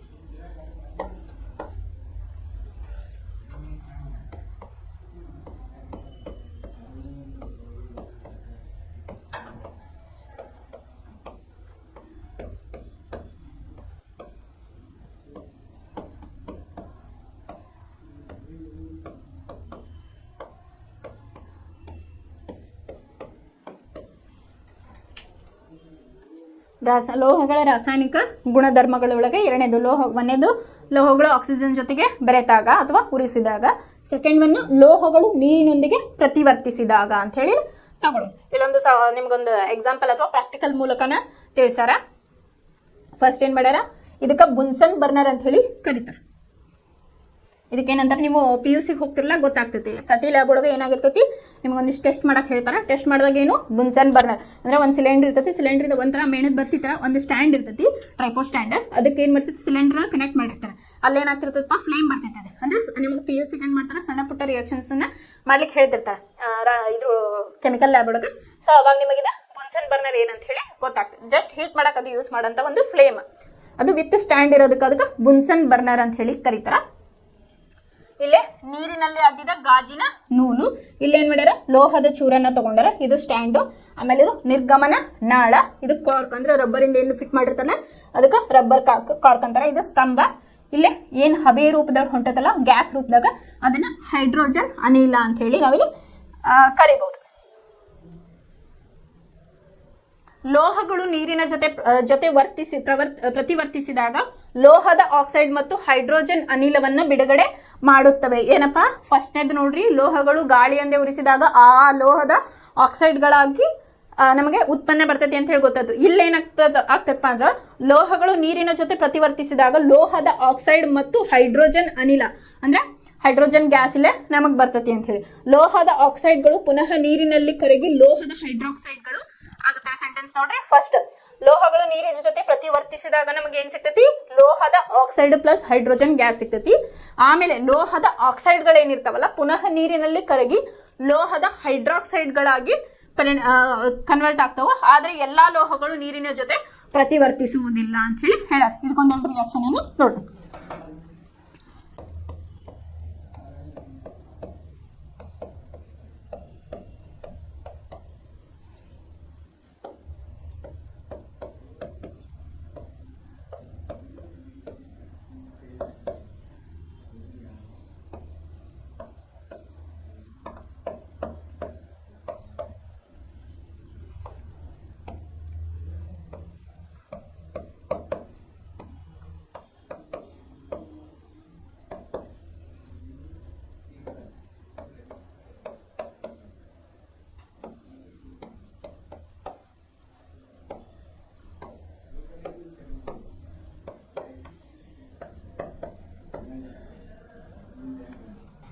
ಇಲ್ಲೇ ನೀವೇನು ಮಾಡ್ರಿ, ಫಸ್ಟು ಪದಗಳ ರೂಪದಲ್ಲಿ ಬರಿತಾ ಬರ್ರಿ. ನೀವು ಪದಗಳ ರೂಪದಲ್ಲಿ ಬರೆದಾಗ ಏನು ಮಾಡ್ಬೋದು, ಲೋಹ ಅಂದಲೇ ನಿಮಗೆ ಯಾವ್ದು ಬೇಕಲ್ಲ ಅದನ್ನ ನೀವು ಹಾಕೋಬಹುದು. ಅಥವಾ ನಿಮಗೆ ಲೋಹ ಅನ್ನೋದ್ಲೆ ನಿಮ್ಮ ತಲೆಗೆ ಯಾವ್ದು ಬರ್ತೈತಲ್ಲ ನಿಮ್ಗೆ ಈಸಿ ಆಗೋದನ್ನ ಅಲ್ಲೇ ಹಾಕೋಬಹುದು. ಇದೇ ಲೋಹವನ್ನ ಹಾಕೋಬೇಕಂತ ಏನೂ ಕಂಡೀಷನ್ಸ್ ಇಲ್ಲ, ಯಾವುದಾದ್ರೂ ನೀವು ಹಾಕೋಬಹುದು. ನಾ ಕ್ವಶನ್ ಪೇಪರ್ ಸಾರ್ಟ್ ಔಟ್ ಬೇಕಾದ್ರೆ ಹೆಚ್ಚಿನದಾಗಿ ನಿಮಗೆ ಹೇಳ್ತೀನಿ. ಫಸ್ಟ್ ನೀವೇನು ಮಾಡ್ರಿ, ಅವ್ರು ಏನು ಕಂಡೀಷನ್ಸ್ ಕೇಳಾರ, ಗಾಳಿಯಲ್ಲೋ ಅಥವಾ ನೀರಿನಲ್ಲೋ ಅಥವಾ ಆಸಿಡ್ ಅಂತ ಹೇಳಿ ಕೇಳಿದಾಗ ನೀವೇನು ಮಾಡ್ರಪ್ಪ ಅಂತಂದ್ರೆ ಅದನ್ನ ಅರ್ಥ ಮಾಡ್ಕೊಳ್ರಿ. ಫಸ್ಟ್ ನೀರು, ಆಕ್ಸಿಜನ್ನು ಅಥವಾ ಆಸಿಡ್ ಅಂತ ಹೇಳಿ. ಸೊ ಅವಾಗ ಏನು ಮಾಡ್ರಿ, ನೀವು ಫಸ್ಟ್ ನಿಮಗೇನು ಗೊತ್ತಾಗಿಲ್ಲಪ್ಪ ಅಂತಂದ್ರೆ ಅವ್ರೇನು ಹೇಳ್ಯಾರ, ನೀರಿನ ಜೊತೆಗೆ ಹೇಳ್ಯಾರ ಲೋಹ ಪ್ಲಸ್ ನೀರು, ಅವಾಗ ಏನಾಗ್ತೈತಿ, ಲೋಹದ ಆಕ್ಸೈಡ್ ಆಗ್ತೈತಿ. ಆಮೇಲೆ ನಿಮಗೆ ಕಂಡೀಷನ್ಸ್ ಒಂದು ಗೊತ್ತಿರಲಿ, ಲೋಹ ಗಾಳಿಯಲ್ಲಿದ್ದಾಗ ಲೋಹದ ಆಕ್ಸೈಡ್ ಆಗ್ತೈತಿ, ಲೋಹ ನೀರಿನೊಂದಿಗಾದಾಗ ಲೋಹದ ಆಕ್ಸೈಡ್ ಪ್ಲಸ್ ಏನಾಗ್ತೈತಿ, ಹೈಡ್ರೋಜನ್ ಗ್ಯಾಸ್ ಬರ್ತೈತೆ ಅನ್ನೋ ಕಂಡೀಷನ್ಸ್ ಗೊತ್ತಿತ್ತಂದ್ರೆ ನಿಮ್ಗೆ ಇದು ಈಸಿ ಆಗ್ತಾ ಹೋಗ್ತೈತಿ. ಇಲ್ಲೇ ನೋಡಿ, ಲೋಹ ಪ್ಲಸ್ ನೀರು, ಲೋಹ ನೀರಿನೊಂದಿಗೆ ವರ್ತಿಸಿದಾಗ ಅಂತಂದ್ರೆ ಲೋಹ ಪ್ಲಸ್ ನೀರು, ಅವಾಗ ಏನಾಗ್ತೈತಿ ನಮಗೆ ನೀವು ಫಸ್ಟ್ ಆಗ್ಲೇ ಕಲ್ತ್ರಿ. ಫಸ್ಟ್ ಏನಾಗ್ತೈತಿ, ಲೋಹದ ಆಕ್ಸೈಡ್ ಆಗ್ತೈತಿ, ಮತ್ತೇನಾಗ್ತೈತಿ, ಹೈಡ್ರೋಜನ್ ಇಲ್ಲೇ ಅನಿಲ ಬಿಡುಗಡೆ ಆಗ್ತೈತಿ ಅಂತ ಹೇಳಿ ಹೇಳ್ಬೋದು. ಆಮೇಲೆ ಇದ ಲೋಹದ ಆಕ್ಸೈಡ್ ಅನ್ನ ನಾವು ನೀರಿನಲ್ಲಿ ಕರಗಿಸಿದಾಗ ಅಂತ ಹೇಳಿ ಹೇಳಿದ್ರು, ಅಥವಾ ನೀರೊಳಗೆ ಹಾಕಿದಾಗ ಲೋಹದ ಇದೇನು ಬಂದಿರ್ತೈತಲ್ಲ ನಿಮ್ಮ ಪ್ರಾಡಕ್ಟ್ ಫಸ್ಟ್ನೇದು, ಲೋಹದ ಆಕ್ಸೈಡ್ ನೀರಿನೊಂದಿಗೆ ಕರಗಿಸಿದಾಗ ಏನಾಗ್ತೈತಿ, ಲೋಹದ ಹೈಡ್ರಾಕ್ಸೈಡ್. ಯಾಕಂದ್ರೆ ನೀವು ಮತ್ತೇನು ಮಾಡಿದ್ರಿ, ಅಲ್ಲಿ ಎಕ್ಸ್ಟ್ರಾ ನೀರನ್ನ ಆಡ್ ಮಾಡಿದ್ರಿ, ಇಲ್ಲೇನಾಗ್ತೈತಿ ಆಕ್ಸೈಡ್ ಇದ್ದೇನಾಗ್ತೈತಿ, ಹೈಡ್ರಾಕ್ಸೈಡ್. ಇಲ್ಲ ಆಕ್ಸೈಡ್ ಬಂದಿರ್ತ, ಇಲ್ಲೇ ಹೈಡ್ರಾಕ್ಸೈಡ್ ಆಗಿಲ್ಲ ಕನ್ವರ್ಟ್ ಆಯ್ತು. ಇದಕ್ಕೆ ನಾವೇನು ಮಾಡೋಣ, ಮೆಟಲ್ಸ್ ಅನ್ನ ಹಾಕಿ ನೋಡೋಣ, ಲೋಹಗಳನ್ನು.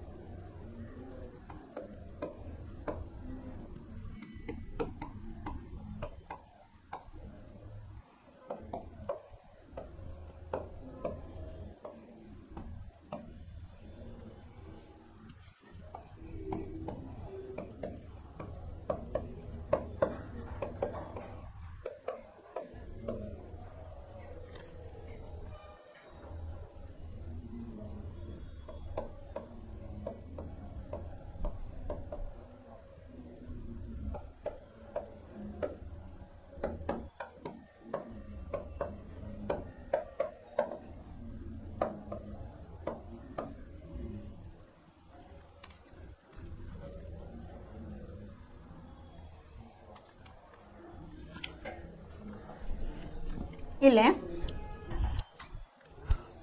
ಪೊಟ್ಯಾಷಿಯಂ ಮತ್ತು ಸೋಡಿಯಂನಂತ ಲೋಹಗಳು ಅತ್ಯಂತ ರಭಸವಾಗಿ ತಣ್ಣೀರಿನ ಜೊತೆ ಪ್ರತಿವರ್ತಿಸುತ್ತವೆ ಅಂತ ಹೇಳಿ ಹೇಳ್ಯಾರ. ಯಾವ್ಯಾವು, ಕ್ಷಾರೀಯ ಲೋಹಗಳು ಅಂತ ಹೇಳಿ ಕರಿತಾವಲ್ಲ, ಪೊಟ್ಯಾಷಿಯಂ ಮತ್ತು ಸೋಡಿಯಂ ಏನಪ್ಪಾ ಅದ್ರ ಗುಣಲಕ್ಷಣ, ಅತ್ಯಂತ ರಭಸವಾಗಿ ತಣ್ಣೀರಿನ ಜೊತೆ ಅದು ರಿಯಾಕ್ಟ್ ಆಗ್ತದೆ ಅಥವಾ ಬೇಗ ಅದು ಪ್ರತಿವರ್ತಿಸುತ್ತದೆ. ಸೋಡಿಯಂ ಮತ್ತು ಪೊಟ್ಯಾಷಿಯಂಗಳ ಪ್ರಕರಣದಲ್ಲಿ ಪ್ರತಿವರ್ತನೆಯು ಎಷ್ಟೊಂದು ತೀವ್ರ ಮತ್ತು ಬಹಿರುಷ್ಣಕವಾಗಿರುತ್ತದೆ ಎಂದರೆ ಬಿಡುಗಡೆಯಾದ ಹೈಡ್ರೋಜನ್ ಅನಿಲವು ತಕ್ಷಣವೇ ಹೊತ್ತಿಕೊಂಡು ಉರಿತದೆ. ಅಂದ್ರೆ ಇಲ್ಲಿ ಏನ್ ಹೇಳ್ಯಾರ, ಅದರ ತೀವ್ರತೆಯನ್ನ ನಿಮಗೆ ಎಕ್ಸ್ಪ್ಲೇನ್ ಮಾಡ್ಯಾರ. ತಣ್ಣೀರಿನ ಜೊತೆ ಬಗ್ದಾಗ ಅದೇನು ಗ್ಯಾಸ್ ಬರ್ತೈತಲ್ಲ ನಿಮ್ಗೆ ಹೈಡ್ರೋಜನ್ ಗ್ಯಾಸ್ ತಕ್ಷಣವೇ ಹೊತ್ತಿಕೊಂಡು ಉರಿಯುತ್ತದೆ, ಅದರ ಸಾಂದ್ರತೆ ಹೆಚ್ಚು ಅಂತ ಹೇಳಿ ಹೇಳ್ಯಾರಷ್ಟ. ಇಲ್ಲೇನ್ ಮಾಡ್ಯಾರ, ಪೊಟ್ಯಾಷಿಯಂ ಅನ್ನ ತಗೊಂಡಾರ. Potassium plus water, potassium plus water ನಮ್ಗೇನಾಯ್ತು ಇಲ್ಲಿ ಬೇಸ್ ಬಂತು 2KOH ಪ್ಲಸ್ ಹೈಡ್ರೋಜನ್ ಇಲ್ಲೇ ಬಂತು, ಪ್ಲಸ್ ಇಲ್ಲಿ ಉಷ್ಣ ಶಕ್ತಿ ಅಂದ್ರೆ ಇಲ್ಲಿ ನಿಮ್ಗೆ ಚಿತ್ರವನ್ನ ತೋರಿಸಿದೆ, ಇಲ್ಲಿ ಉಷ್ಣವನ್ನ ಇಲ್ಲಿ ಯೂಸ್ ಮಾಡಿದ್ದಾರೆ. ಸೊ ಉಷ್ಣ ಶಕ್ತಿ ಇಲ್ಲೇ ಬಿಡುಗಡೆ ಅಥವಾ ಸರ್ಟನ್ ಹೀಟ್ ಇಲ್ಲೇ ಪ್ರೊಡ್ಯೂಸ್ ಆಯ್ತು ಅಂತ ಹೇಳಿ ನಾವು ಹೇಳ್ಬೋದು. ಪೊಟ್ಯಾಷಿಯಂನ ವಾಟರ್ ಜೊತೆ ಬೆರೆಸಿದಾಗ ಏನಾಯ್ತು, ನಮಗೆ ಸ್ಟ್ರಾಂಗ್ ಬೇಸ್ ಬಂತು. ಯಾವುದು 2KOH ಪ್ಲಸ್ ಹೈಡ್ರೋಜನ್ ಪ್ಲಸ್ ಉಷ್ಣ ಶಕ್ತಿ ಅಂತ ಹೇಳಿ ನೀವು ಇದ್ರದ್ದು ಭೌತ ಗುಣಗಳನ್ನು ಬರಿಬಹುದು. ಇದು ಪೊಟ್ಯಾಷಿಯಂ ಸಾಲಿಡ್ ಫಾರ್ಮ್ ಒಳಗೈತಿ, ವಾಟರ್ ಅಂದ್ರೆ ಲಿಕ್ವಿಡ್, ನಮಗೆ ಬೇಸ್ ಮನೆ ಅಕ್ವಿಯಸ್ ಫಾರ್ಮು, H2 ಏನು ಬಂತಲ್ಲ ಗ್ಯಾಸ್ ಫಾರ್ಮ್ ಒಳಗೈತಿ, ಪ್ಲಸ್ ಉಷ್ಣ ಶಕ್ತಿ ಇಲ್ಲೇ ಬಿಡುಗಡೆ ಆಯ್ತು. ಅದೇ ರೀತಿ ನೀವೇನು ಮಾಡ್ರಿ, ಪೊಟ್ಯಾಷಿಯಂ ಇದ್ದಲ್ಲೇ ಸೋಡಿಯಂ ಹಾಕ್ರಿ. ಎಷ್ಟು ಕೆ ಇದ್ದಲ್ಲೇ Na ಅಂದ್ರೆ ಸೋಡಿಯಂ, ಪೊಟ್ಯಾಷಿಯಂ ಬದಲಿ sodium, same 2Na plus 2H2. ಇಲ್ಲೇನಾಯ್ತು, ಅಲ್ಲಿ KOH ಬಂತು, ಇಲ್ಲೇ Na ಹಾಕಿ NaOH ಬಂತು, plus same H2 gas plus ಉಷ್ಣ ಶಕ್ತಿ ಇಲ್ಲೇ ಬಿಡುಗಡೆ ಆಯಿತು ಅಂತೇಳಿ. ನೀವು ಇಲ್ಲಿ ರಿಯಾಕ್ಷನ್ ಅನ್ನ ಅರ್ಥ ಮಾಡ್ಕೊ, ಬಾಯ್ಪಟ್ಟು ಹೊಡೆಯ ಬದಲು ಏನಾಗಬೇಕು ಅರ್ಥ ಮಾಡ್ಕೊಂಡ್ರೆ ನಿಮಗೆಲ್ಲ ಈಸಿ ಆಗ್ತಾ ಹೋಗ್ತದೆ. ನೆಕ್ಸ್ಟ್, ನೀರಿನೊಂದಿಗೆ ಕ್ಯಾಲ್ಸಿಯಂನ ಪ್ರತಿವರ್ತನೆಯು ತೀವ್ರತೆ ಕಡಿಮೆ. ಏನು, ನೀರಿನೊಂದಿಗೆ ಕ್ಯಾಲ್ಸಿಯಂ ಏನು ಪ್ರತಿವರ್ತನೆ ತೀವ್ರತೆ ಕಡಿಮೆ, ಬಿಡುಗಡೆಯಾಗುವ ಉಷ್ಣವು ಹೈಡ್ರೋಜನ್ ಹೊತ್ತಿಕೊಳ್ಳಲು ಸಾಕಾಗುವುದಿಲ್ಲ. ಇದಕ್ಕಿಂತ ಇದು ಪೊಟ್ಯಾಷಿಯಂ ಸೋಡಿಯಂಕ್ಕಿಂತ ಕ್ಯಾಲ್ಸಿಯಂ ಏನು ತಣ್ಣನೆ ನೀರು ಜೊತೆಗೆ ವರ್ತಿಸ್ತದಲ್ಲ ಅದರ ಸಾಂದ್ರತೆ ಕಮ್ಮಿ, ಅಥವಾ ಅದರ ಏನಂತಾರೆ ಕ್ಯಾಲ್ಸಿಯಂನ ಪ್ರತಿವರ್ತನೆಯು ತೀವ್ರತೆ ಕಡಿಮೆ ಅಂತ ಹೇಳ್ತಾರೆ. ಯಾವ ರೀತಿಯಾಗಿದ್ನ ರಿಯಾಕ್ಷನ್ ಬರೀಬಹುದು ನೋಡು.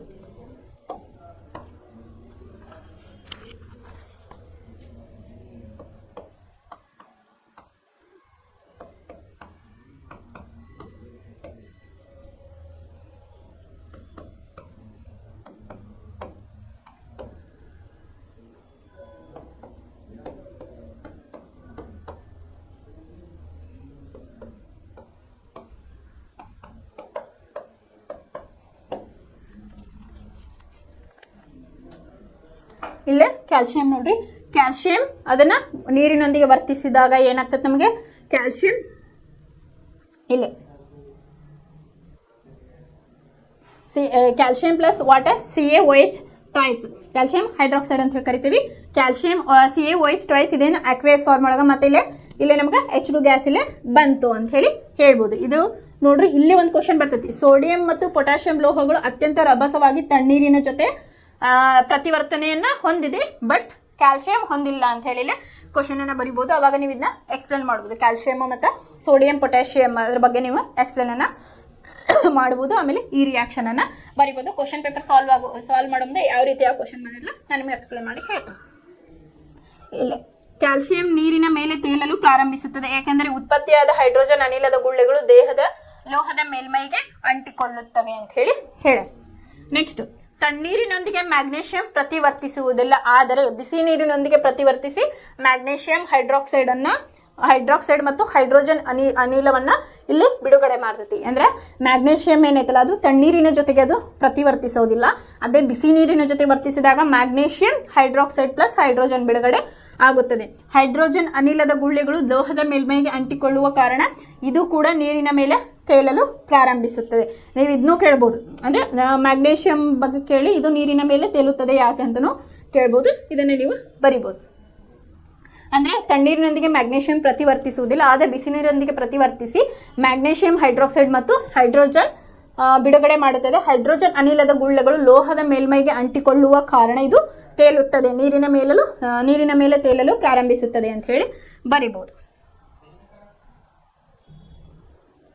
ಆಮೇಲೆ ನೆಕ್ಸ್ಟ್, ಅಲ್ಯೂಮಿನಿಯಂ, ಕಬ್ಬಿಣ ಮತ್ತು ಸತುವಿನಂತ ಲೋಹಗಳು ತಣ್ಣನೆಯ ಅಥವಾ ಬಿಸಿ ನೀರಿನ ಜೊತೆ ಪ್ರತಿವರ್ತಿಸುವುದಿಲ್ಲ, ಆದರೆ ಹಬೆಯ ಜೊತೆ ಪ್ರತಿವರ್ತಿಸಿ ಲೋಹದ ಆಕ್ಸೈಡ್ ಮತ್ತು ಹೈಡ್ರೋಜನ್ಗಳನ್ನ ಉಂಟು ಮಾಡುತ್ತದೆ. ಅಂದ್ರೆ ಏನಿಲ್ಲ, ಯಾವ್ಯಾವು ಅಲ್ಯೂಮಿನಿಯಂ, ಕಬ್ಬಿಣ, ಸತು ಈ ಲೋಹಗಳು ತಣ್ಣೀರು ಅಥವಾ ಬಿಸಿ ನೀರಿನ ಜೊತೆಗೆ ಪ್ರತಿವರ್ತಿಸುವುದಿಲ್ಲ, ಆದರೆ ಹಬೆ ಏನಿರ್ತದಲ್ಲ ಅದ್ರ ಜೊತೆಗೆ ಪ್ರತಿವರ್ತಿಸಿ ಲೋಹದ ಆಕ್ಸೈಡ್ ಮತ್ತು ಹೈಡ್ರೋಜನ್ಗಳನ್ನ ಇಲ್ಲಿ ಉಂಟು ಮಾಡುತ್ತದೆ ಅಂತ ಹೇಳಿ ಹೇಳ್ಬೋದು. ರಿಯಾಕ್ಷನ್ ಯಾವ ರೀತಿಯಾಗಿ ಬರ್ತದೆ ಅಂತ ಹೇಳಿ ನೋಡ್ರಿ.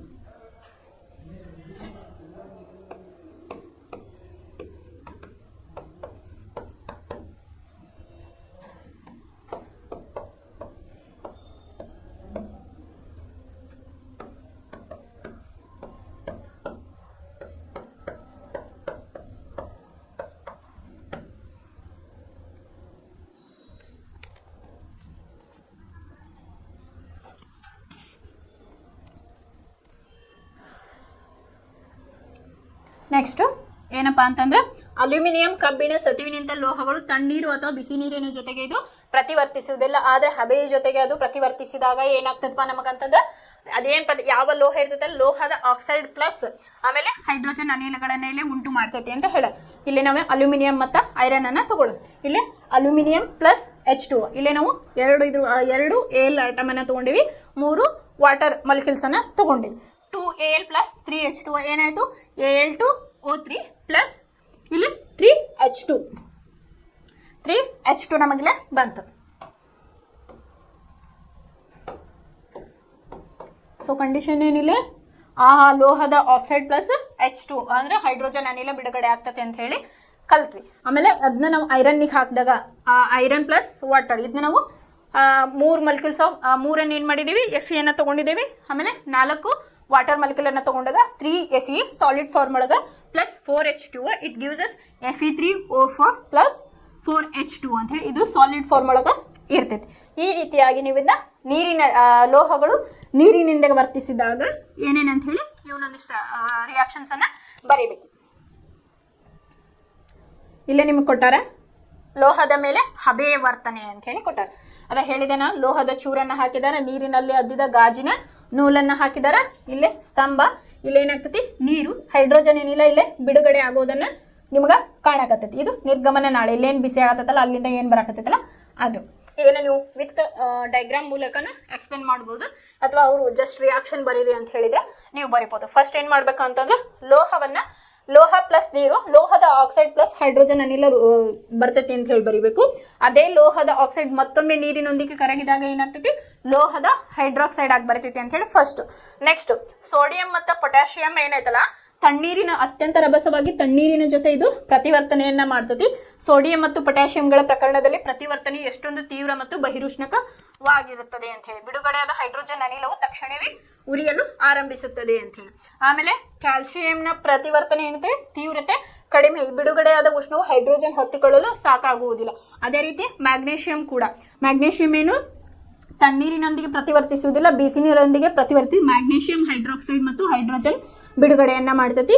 ಇದರ ಸಾಂದ್ರತೆ ಅಥವಾ ಯಾವುದು ಹೈಡ್ರೋಜನ್ ಅನಿಲ ಗುಳ್ಳೆಗಳು ಲೋಹದ ಮೇಲ್ಮೈ ಅಂಟಿಕೊಳ್ಳುವ ಕಾರಣ ಏನಾಗ್ತದೆ ಇವು ತೇಲ್ತಾ ಇರ್ತಾವು ಅಥವಾ ನೀರಿನ ಮೇಲೆ ತೇಲಲು ಪ್ರಾರಂಭಿಸುತ್ತವೆ ಅಂತ ಹೇಳಿ. ನೆಕ್ಸ್ಟ್ ಕಂಡೀಷನ್ ಏನಪ್ಪಾ ಅಂತಂದ್ರೆ ಅಲ್ಯೂಮಿನಿಯಂ ಕಬ್ಬಿಣ ಮತ್ತು ಸತುವಿನಂತ ಲೋಹಗಳು ತಣ್ಣನೆಯ ಅಥವಾ ಬಿಸಿ ನೀರಿನ ಜೊತೆಗೆ ಪ್ರತಿವರ್ತಿಸುವುದಿಲ್ಲ. ಆದರೆ ಹಬೆಯೊಂದಿಗೆ ವರ್ತಿಸಿ ಏನಾಗ್ತದೆ ಲೋಹದ ಆಕ್ಸೈಡ್, ನೀವು ಯಾವ್ದಾದ್ರು ಲೋಹ ತಗೊಂಡಿರ್ತೀವಿ ಅದರದ ಆಕ್ಸೈಡ್ ಪ್ಲಸ್ ಹೈಡ್ರೋಜನ್ ಗ್ಯಾಸ್ ಇಲ್ಲೇ ರಿಲೀಸ್ ಆಗ್ತೈತಿ ಅಂತ ಹೇಳ್ಯಾರ. ಇಲ್ಲಿ ಏನ್ ಮಾಡ್ಯಾರ ಅಲ್ಯೂಮಿನಿಯಂ ಪ್ಲಸ್ Fe ಅನ್ನ ಇಲ್ಲಿ ತೆಗೆದುಕೊಂಡ್ರೆ ಇದಿಷ್ಟು ಲೋಹಗಳು ನೀರಿನೊಂದಿಗೆ ವರ್ತಿಸಿದಾಗ ಯಾವ ರೀತಿಯಾಗಿ ರಿಯಾಕ್ಷನ್ ಆಗ್ತೈತಿ ಅಂತ ಹೇಳಿ. ಇನ್ನ ಥರ್ಡ್ ಒನ್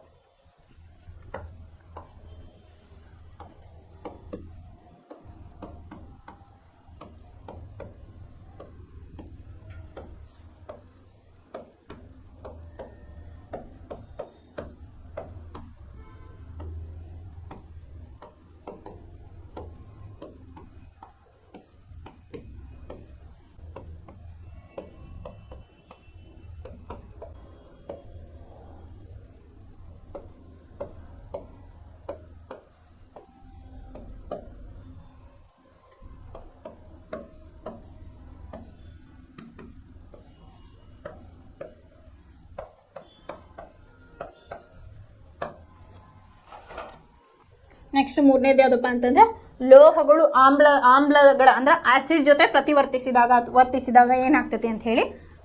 ಫಸ್ಟು ಲೋಹ ತಗೊಳ್ರಿ, ಅದಕ್ಕೆ ಸಾರರಿಕ್ತ ಆಮ್ಲ ಅಥವಾ ಡೈಲ್ಯೂಟ್ ಸೊಲ್ಯೂಷನ್ ಅಂತ ಹೇಳಿ ಕರೀತಾರೆ. ಅದಕ್ಕೆ ಲೋಹ ಮತ್ತು ಆಸಿಡ್ ಅಂತ ಹೇಳಿದಾಗ ಅದು ಸಾಕು. ನಿಮ್ಗೆ ಡೈಲ್ಯೂಟ್ ಕಾನ್ಸಂಟ್ರೇಷನ್ ಗೊತ್ತಾಗಿಲ್ಲ ಅಂದ್ರೆ ಜಸ್ಟ್ ನೀವು ಆಮ್ಲ ಅಂತ ಬರೋದ್ರ ಸಾಕು. ಲೋಹ ಪ್ಲಸ್ ಸಾರರಿಕ್ತ ಆಮ್ಲ ಅದು ಏನಾಗ್ತದೆ ನಮಗೆ ಲವಣ ಮತ್ತು ಹೈಡ್ರೋಜನ್ ಅನ್ನ ನಮಗೆ ಪ್ರಾಡಕ್ಟ್ ಆಗಿ ಕೊಡ್ತೈತಿ ಅಂತ ಹೇಳಿ. ಲೋಹಗಳು ಆಮ್ಲದ ಜೊತೆ ಪ್ರತಿವರ್ತಿಸಿ ಲವಣ ಮತ್ತು ಹೈಡ್ರೋಜನ್ ಅನಿಲ ಉಂಟಾಗುವುದನ್ನು ನಾವು ಈಗಾಗಲೇ ಕಲ್ತಿದ್ದೇವೆ. ಲೋಹ ಪ್ಲಸ್ ಸಾರರಿಕ್ತ ಆಮ್ಲ ಇಟ್ ಗಿವ್ಸ್ ಅಸ್ ಲವಣ ಪ್ಲಸ್ ಹೈಡ್ರೋಜನ್ ಅಂತ ಹೇಳಿ ಕರಿತೀವಿ.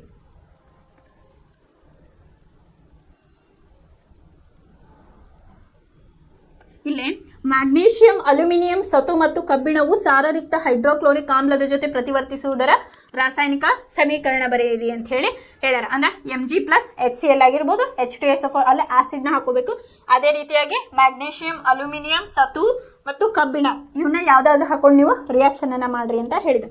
ಲೋಹವು ನೈಟ್ರಿಕ್ ಆಮ್ಲದ ಜೊತೆ ಪ್ರತಿವರ್ತಿಸಿದಾಗ ಹೈಡ್ರೋಜನ್ ಅನಿಲ ಬಿಡುಗಡೆ ಆಗುವುದಿಲ್ಲ, ಏಕೆಂದರೆ ನೈಟ್ರಿಕ್ ಆಮ್ಲವು ಪ್ರಬಲ ಉತ್ಕರ್ಷಕ ಅಥವಾ ಆಕ್ಸಿಡೈಸಿಂಗ್ ಏಜೆಂಟ್ ಅಂತ ಹೇಳಿ. ಇದ್ರ ಬಗ್ಗೆ ನಾವು ಹಿಂದಿನ ಕ್ಲಾಸಸ್ ಒಳಗೆ ಆಕ್ಸಿಡೈಸಿಂಗ್ ಏಜೆಂಟ್ ಅಂದ್ರೇನು, ಆಮೇಲೆ ಇದು ಆಕ್ಸಿಡೈಸಿಂಗ್ ಏಜೆಂಟ್ ಬಗ್ಗೆ ನಾವು ಈಗಾಗಲೇ ಕಲ್ತೇವೆ. ಇಲ್ಲೇ ನೈಟ್ರಿಕ್ ಆಮ್ಲ ಅಂದ್ರೆ HNO3, ಇದು ಕೂಡ ಸ್ಟ್ರಾಂಗ್ ಆಸಿಡ್ ಅಂತ ಹೇಳಿ ನಾವು ಕರಿತೀವಿ.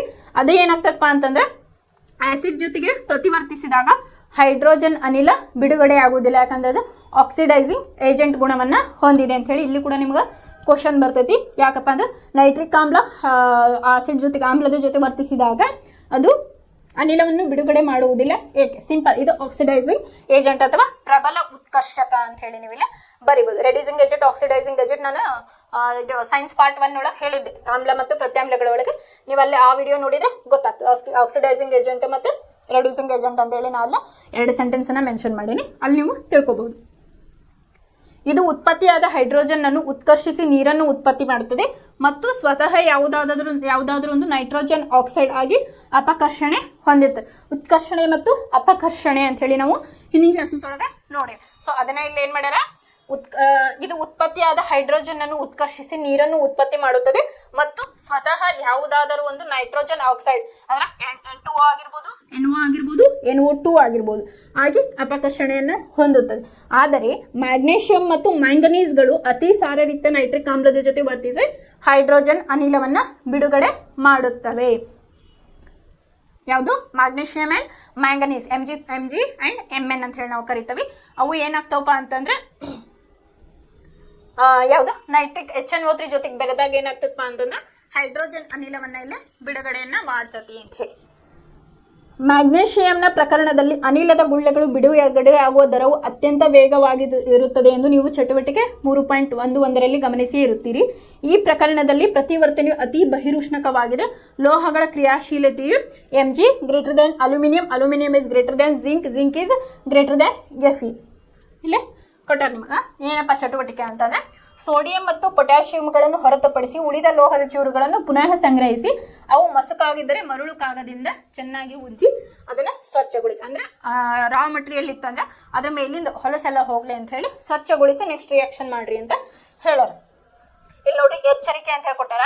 ಸೋಡಿಯಂ ಮತ್ತು ಪೊಟ್ಯಾಷಿಯಂ ಕ್ಷಿಪ್ರವಾಗಿ ತಣ್ಣೀರಿನ ಜೊತೆ ಪ್ರತಿವರ್ತಿಸುವುದರಿಂದ ಇವುಗಳನ್ನ ತೆಗೆದುಕೊಳ್ಳಬೇಡಿ. ಆದ್ದರಿಂದ ನೀವು ಎದ್ರೊಳಗೆ ಇಟ್ಟಿರ್ತಾರೆ ಸೀಮೆ ಎಣ್ಣೆಯಲ್ಲಿ ಪ್ರಿಸರ್ವ್ ಮಾಡಿರ್ತಾರೆ, ಗಾಳಿಯಲ್ಲಿ ಉರಿದಾಗ ಏನಾಗ್ತದೆ, ಅದು ಬೆಂಕಿ ಹತ್ಕೋತದೆ, ಅದು ಹೆಂಗ ಅತಿ ವೇಗವಾಗಿ ಅದು ಉರ್ಕೋತೈತಿ. ಸೊ ಹಂಗಾಗಿ ಇವ್ರು ಏನ್ ಮಾಡ್ಯಾರ, ಸೋಡಿಯಂ ಅಂಡ್ ಪೊಟ್ಯಾಷಿಯಂನ ಆದಷ್ಟು ಅವಾಯ್ಡ್ ಮಾಡ್ರಿ ಅಂತ ಹೇಳ್ಯಾರ.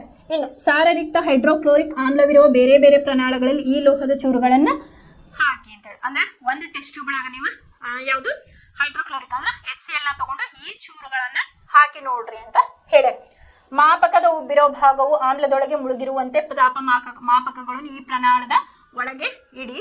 ಅನಿಲದ ಗುಳ್ಳೆಗಳು ಉಂಟಾಗುವ ದರವನ್ನು ಎಚ್ಚರಿಕೆಯಿಂದ ಗಮನಿಸಿ. ನೀವು ಆಸಿಡ್ ಜೊತೆಗೆ ಏನ್ ಮೆಟಲ್ಸ್ ಹಾಕ್ತಿರಲ್ಲ, ನಿಮಗೆ ರಿಯಾಕ್ಷನ್ ಗೊತ್ತಾಗ್ತೈತಿ. ಈಗ ಮನೆಯೊಳಗೆ ಆಸಿಡ್ ಯೂಸ್ ಮಾಡೋ ಮುಂದೆ ನೀವು ಜಸ್ಟ್ ಅದನ್ನ ನಾವು ಸ್ವಚ್ಛ ಮಾಡಕ್ಕೆ ಏನಾರು ಹಾಕಿದ ಬಾತ್ರೂಮ್ ಒಳಗೆ ಏನಾಗ್ತೈತಿ, ಅಲ್ಲೇ ಗುಳ್ಳೆಗಳು ಬರಕ ಸ್ಟಾರ್ಟ್ ಆಗ್ತೈತಿ. ಅಂಥದ್ದು ನಾವು ಮೆಟಲ್ ಅನ್ನ ಹಾಕಿದಾಗ ನಿಮಗೆ ಅಬ್ಸರ್ವಿಂಗ್ ಈಸಿ ಆಗತೈತಿ. ಯಾಕಂದ್ರೆ ಆಸಿಡ್ ಮೇನ್ ಅದ್ರದ್ದು ಗುಣ ಏನು, ಹಿಸ್ಸಿಂಗ್ ಸೌಂಡ್ ಅನ್ನ ಅದು ಪ್ರೊಡ್ಯೂಸ್ ಮಾಡ್ತೈತಿ. ಜಸ್ಟ್ ಅದು ಬಿತ್ತಂದ್ರೆ ಏನಾಗ್ತೈತಿ, ಚೂರು ಅಂತ ಹೇಳಿ ಸೌಂಡ್ ಬರ್ತೈತಿ. ಅದೇ ರೀತಿ ಮೆಟಲ್ ಅನ್ನ ಹಾಕಿದಾಗ ಏನಾಗ್ತೈತಿ, ಇಲ್ಲಿ ಗುಳ್ಳೆಗಳು ಬರೋದಕ್ಕೆ ಸ್ಟಾರ್ಟ್ ಆಗ್ತೈತಿ ಅಂತ ಹೇಳಿ. ಯಾವ ಲೋಹಗಳು ಸಾರರಿಕ್ತ ಹೈಡ್ರೋಕ್ಲೋರಿಕ್ ಆಮ್ಲದ ಜೊತೆ ಕ್ಷಿಪ್ರವಾಗಿ ಪ್ರತಿವರ್ತಿಸಿದವು ಅದನ್ನ ನೋಡ್ಬೇಕು. ಯಾವುದು ಬೇಗ ಆಸಿಡ್ HCl, H2SO4 ಅಥವಾ HNO3 ಅಂತ ಹೇಳಿ ನೀವು ಫೈಂಡ್ ಔಟ್ ಮಾಡ್ಕೋಬೇಕಂತ ಹೇಳಿ. ಯಾವ ಲೋಹದ ಜೊತೆ ಹೆಚ್ಚಿನ ಉಷ್ಣಾಂಶವನ್ನು ನೀವು ದಾಖಲಿಸಿದ್ರಿ ಅಂದ್ರೆ ನಿಮಗದು ಫೀಲ್ ಆಗ್ತದೆ. ಆಸಿಡ್ ಅನ್ನ ಹಾಕಿದಾಗ ಈಗ ಫಾರ್ ಎಕ್ಸಾಂಪಲ್ H2SO4 ನಾವು ಕಿಂಗ್ ಆಫ್ ಕೆಮಿಕಲ್ಸ್ ಅಂತ ಹೇಳಿ ಕರಿತೇವೆ. ಅದೇ ರೀತಿ HNO3 ಸ್ಟ್ರಾಂಗ್ ಆಸಿಡ್, HCl ಕೂಡ ಸ್ಟ್ರಾಂಗ್ ಆಸಿಡ್. ಬಟ್ ಲೋಹಗಳನ್ನ ಹಾಕಿದಾಗ ಯಾವ್ದು ನಿಮಗೆ ಬಿಸಿ ಜಾಸ್ತಿ ಅನಿಸ್ತೈತಲ್ಲ ಅದು ಹೆಚ್ಚಿನ ಒಂದು ಇದನ್ನ ಉಷ್ಣತೆಯನ್ನ ಬಿಡುಗಡೆ ಮಾಡಾಗ್ತೈತಿ ಅಂತ ಹೇಳಿ ನೀವೆಲ್ಲ ತಿಳ್ಕೊಬಹುದು ಅಂತ ಹೇಳಿ. ಸಾರರಿಕ್ತ ಆಮ್ಲಗಳ ಜೊತೆ ಲೋಹಗಳು ಪ್ರತಿವರ್ತಿಸುವುದರ ಕ್ರಿಯಾಶೀಲತೆಗೆ ಅನುಗುಣವಾಗಿ ಅವುಗಳನ್ನು ಇಳಿಕೆ ಕ್ರಮದಲ್ಲಿ ಜೋಡಿಸಿ ಅಂತ ಹೇಳಿ ಹೇಳ್ಯಾರ.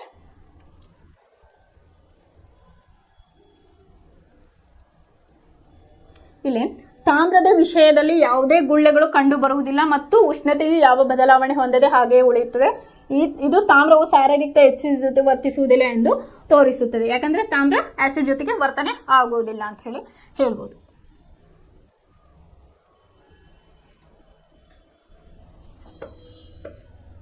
ಇನ್ನು ಇತರ ಇತರ ಲೋಹೀಯ ಲವಣಗಳು ದ್ರಾವಣದೊಂದಿಗೆ ಪ್ರತಿವರ್ತಿಸಿದಾಗ ಏನಾಗ್ತೈತಿ ಅಂತ ಹೇಳಿ ನಾಳೆ ಕ್ಲಾಸ್ ಒಳಗೆ ನೋಡೋಣ. ಅದರ ನೆಕ್ಸ್ಟ್ ಕಾನ್ಸೆಪ್ಟ್ ಏನೈತಲ್ಲ ಅದನ್ನು ಕೂಡ ನಾಳೆ ಫಸ್ಟ್ ಇತರ ಲೋಹೀಯ ಲವಣದ ದ್ರಾವಣಗಳೊಂದಿಗೆ ಲೋಹಗಳು ಹೇಗೆ ಪ್ರತಿವರ್ತನೆಯನ್ನ ಮಾಡ್ತಾವ ಅಂತ ಹೇಳಿ ನೋಡೋಣ. ಆಮೇಲೆ ಕ್ರಿಯಾಶೀಲತೆಯ ಸರಣಿ ಅಂತ ಹೇಳಿ ಒಂದು ಕಾನ್ಸೆಪ್ಟ್ ಐತಿ, ಅದನ್ನು ನೋಡೋಣ. ಆಮೇಲೆ ನಿಮಗೆ ಇದ್ರೊಳಗೆ ಮೇನ್ ಇದು ಲೋಹದ ಉದ್ಧರಣೆ ಅಂತ ಹೇಳಿ ಬರ್ತೈತಿ. ಆಮೇಲೆ ಆಲ್ಮೋಸ್ಟ್ ಈ ಲೋಹ ಮತ್ತು ಅಲೋಹಗಳ ಚಾಪ್ಟರ್ ಐತಲ್ಲ ಇಂಪಾರ್ಟೆಂಟ್ ಚಾಪ್ಟರ್ ಅಂತ ಹೇಳ್ಬೋದು. ಇದ್ರ ಮೇಲೆ ಮ್ಯಾಕ್ಸಿಮಮ್ ಕ್ವಶನ್ ಬರ್ತಾವೆ. ಈ ಚಾಪ್ಟರ್ ಮುಗಿದ್ಮೇಲೆ ನಾನು ನಿಮ್ಗೆ ಕ್ವಶನ್ ಪೇಪರ್ ಸಾರ್ಟ್ ಔಟ್ ಮಾಡಿ ಕೊಡ್ತೇನೆ. ಇವತ್ತಿಗೆ ಇಷ್ಟು ಸಾಕು. ನಾಳೆ ಉಳಿದಿದ್ದನ್ನ ನೆಕ್ಸ್ಟ್ ಕ್ಲಾಸ್ ಒಳಗೆ ನೋಡೋಣ. ಧನ್ಯವಾದ.